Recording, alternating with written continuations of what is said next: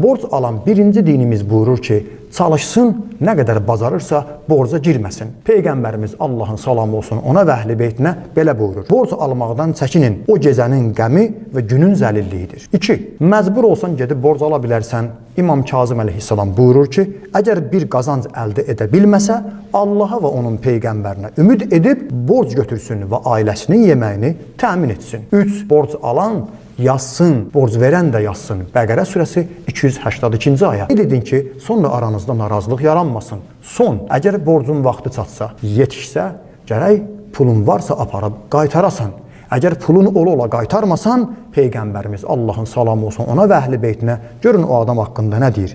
Əgər bir şəxs öz borcunu ödəməyə imkanı olduğu halda bu ödənişi yubadırsa, hər keçən gün üçün ona yazılan günah zorla bac xərrac yığanın günahı onun üçün yazılır. Allah bizi belə insanlardan uzaq eləsin.